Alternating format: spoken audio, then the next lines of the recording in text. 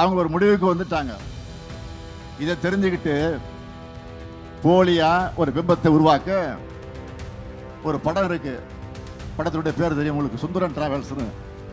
அந்த மாதிரி பஸ்ஸை எடுத்துக்கிட்டு கிளம்பிட்டார். இப்போ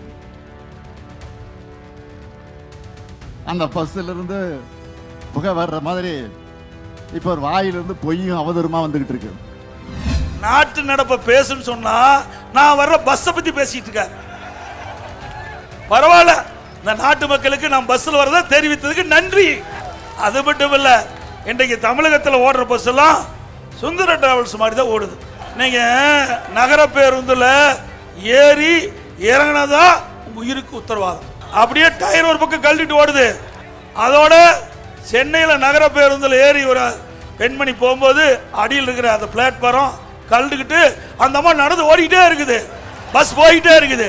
நல்ல வேலைக்கு கத்தி நிறுத்தங்காட்டியும் உயிர் பிழைத்தாங்க. அப்போ நாம கொடையில எதுக்கு வச்சிருக்கிறோம்? மழை வந்தா வீதியில் போனா பிடிச்சிட்டு போவோம். பஸ்ஸில் ஏறினா மழை வந்தா பஸ்ஸில் ஒழுகுனா கொடை பிடிக்கிற பஸ்ஸை வச்சுக்கிட்டு என்னை பத்தி கிண்டலா பேசுற சுந்தரா டிராவல்ஸ் பேசிட்டு போய் என்ன வேணாலும் பேசிட்டு போ. நான் அதை பத்தி எல்லாம் கவலை இல்லை. மக்களை பத்தி நான் கவலைப்பட்டு இருக்கிறோம்.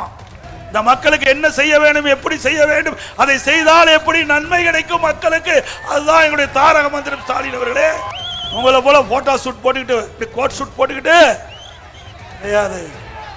இது மம்முட்டி பிடிச்ச கை ஏர் ஓட்டுன